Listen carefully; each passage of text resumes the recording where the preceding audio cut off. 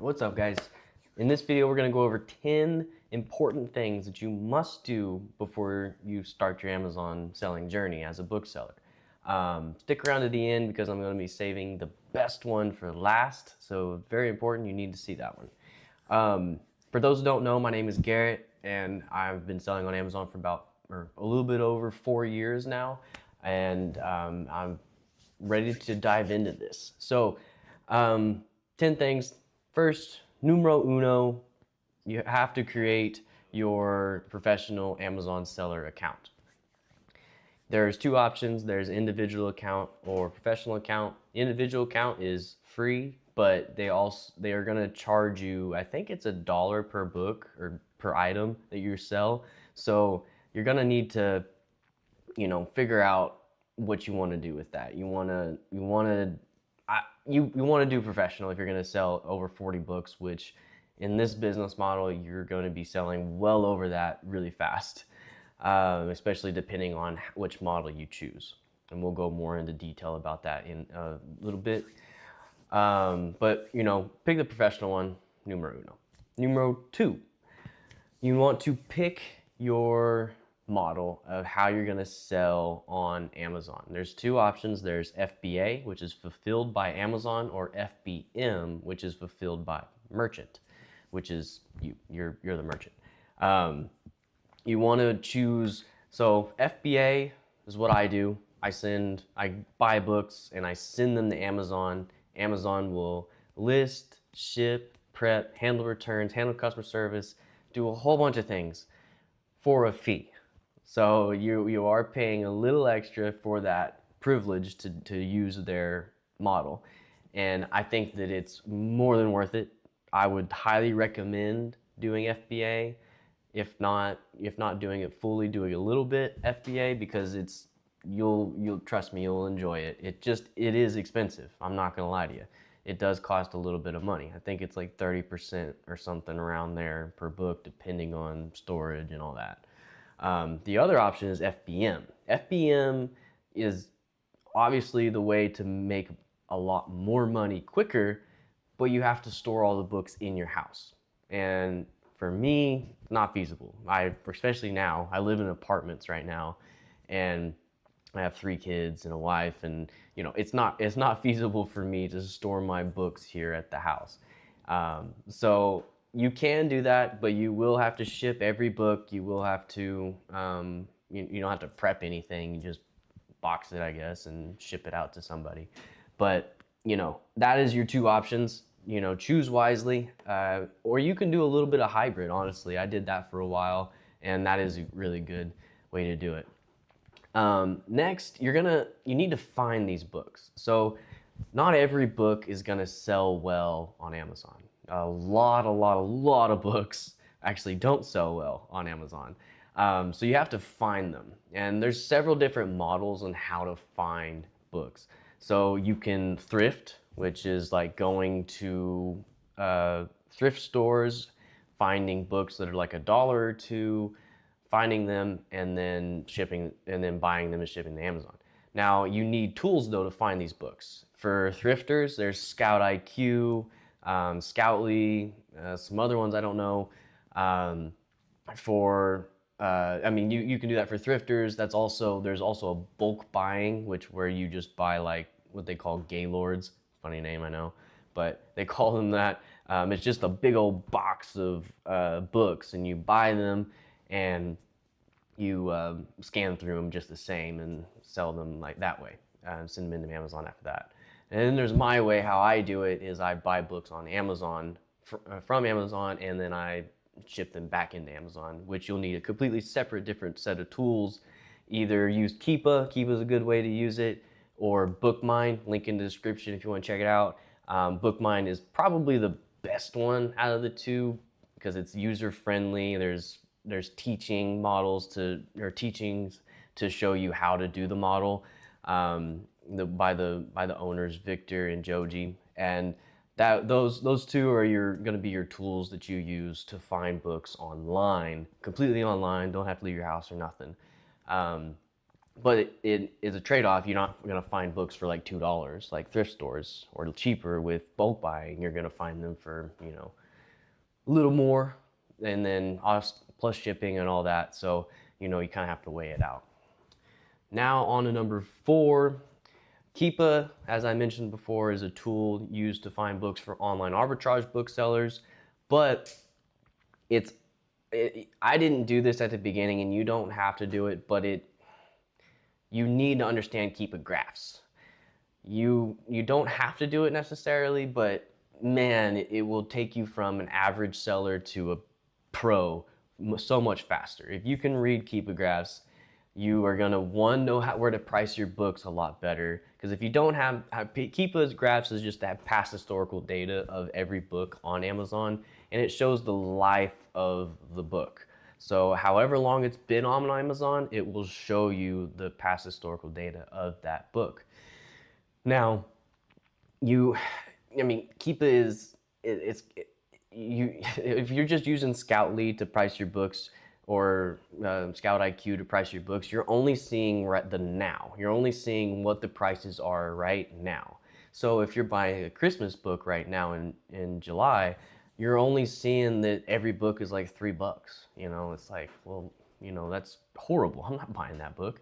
But if you're using Keepa, you can see that in Christmas time, that specific Christmas book, not all Christmas books, but that specific Christmas book spikes up to like $30 in July. So you could buy it now at that $2 price at a thrift store, and then either hold it at your house for FBM, or send it in the FBA and store it there for a few months. And then once Christmas hits, you'll buy it for $3 and then sell it for $30.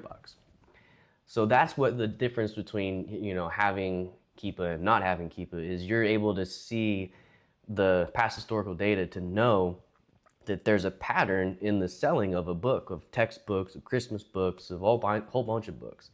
And that's just an invaluable thing. If you can do that, your game is going to explode if you can just learn Keepa.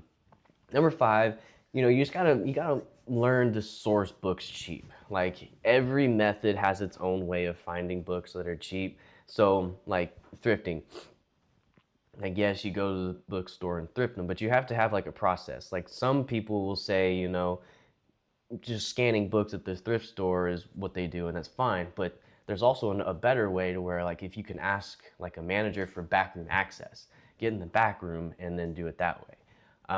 For online arbitrage booksellers, it's, sourcing like the seasonal books, like being able to find seasonal books on the off season. Learn to source them cheap.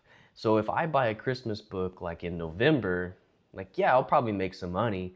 But if I bought that same book in the July time, I would make twice as much money. I'm learning how to source them cheap whenever they're on sale and nobody really wants to buy a Christmas book. I'm learning to buy them then and then sell them during the peak time when everyone wants to buy a Christmas book. So you just got to learn to be able to source the books cheap. I think this one might be the most important, but it's not. We're still saving that one for the end. But set up a basic accounting early. This one I definitely did not do. I've definitely neglected it at the beginning, but now I mastered it. I know accounting to a T now, and if you don't really need a CPA, you don't need to hire a bookkeeper, but you do need to have at least a Google Sheets that's tracking all of your purchases, at least. You do need to somehow track your spreadsheet of what you're buying and what you're selling, or use a tool like Seller Board, which I do have a link in the description. That does help you with that. But if you have no idea how to do that and need like help tremendously to get your accounting on point at the beginning, I am a bookkeeper. I'm a pro advisor for QuickBooks. So if you need help, I can help you. There's a link in the description below for my website.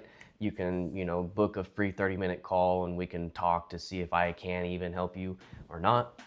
But we'll go from there. But yes, accounting. Accounting is very important. Please keep track of that at the beginning. or else tax time is going to be a nightmare for you. This number 7, create a listing and prep system. So for the beginning, whenever you're first starting this, you're gonna have to figure out how to, you know, 1, get the books, and then 2, you're gonna have to figure out how to send them into Amazon. So when you're first beginning, you're probably gonna want a listing software, which for me, I use GoToLister, which I don't have that in the link in the description, but I do have a link. Hopefully I'll put it down there. But GoToLister is just the site where you can just scan your book, throw a label on it, put it in a box. And you have to do this by, you know, adding a whole bunch, you know, like I think it's 50 pounds. You can't go over 50 pounds. So you want to get books, your box, get as many books in a box up to like 45 pounds-ish, somewhere in there. That way you know you don't go over, and then ship them into Amazon. But you trust me, you're gonna want a listing software. There's Inventory Lab, there's GoToLister, and there's several others that I don't know about, but those 2 are the ones that I've used. Though you want a listing software in order to speed things up, because Amazon makes it so hard to list a single book. I don't know why, but they do. So you're gonna want that system. But now, once you get to a certain point and you understand what you're doing, I recommend getting a prep center. I have a prep center. I never touch a book. I buy a book from Amazon, because this is the online arbitrage method. I buy a book from Amazon, I send it to my prep center, they prep it for me, they put it in a box for me, and then they send it to Amazon. It is expensive. It's expensive, especially if you're just starting out and you're, you know, but it's like $2.25 per book or something like that. So it does add up. But it is so worth it. I haven't prepped a book in, I don't know how long, it's been a while, but so very much worth it once you can afford it. Definitely recommend prep centers. But otherwise, use a sourcing tool. Number 8, you need to build a shipping workflow, especially if you're doing FBM. FBM, you're gonna be shipping out products every single day, and you have to get used to that. You're gonna be, you know, getting orders every day. You're gonna be shipping every day. It's just gonna be kind of this workflow. And when you're gonna have to, and you can set it to where you're required to ship it out at different times with Amazon. You can have it same day shipping. You can have it within the day shipping, or a few more days. I think, I can't remember. It's been a while since I did FBM, but you want to set up a good shipping workflow with that. Even if you're doing FBA, I had a workflow where every Sunday was my shipment day. So I would buy books all week long, and then I would ship them out. Buy books all week long, then ship them out. So that's just kind of was the flow process that I had in order to get books continuously out the door, instead of constantly, you know, trying to package up every single day. It just makes it a lot easier if you have a workflow. That way you're not, you know, kind of going all over the place with it. Number 9 is invest your profits wisely. So you're gonna want to build this business. So you do want to pay yourself something. You don't want to not pay yourself, because then you never, you know, see the benefit of this business. But at the beginning especially, you want to be able to put most of your profits back into the business. That way it grows. How I track this is I use Sellerboard, link in the description again. I use Sellerboard to see how much profit, net profit, I made on my month, and then I'll take that net profit and then I'll take about 40% of it. Right now I'm taking 40%. It was a lot less before, and sometimes it's none if the profits weren't hardly anything. I'll take 40% of that and I'll put it into a owner's draw account, which is just what I'm gonna pay myself account in.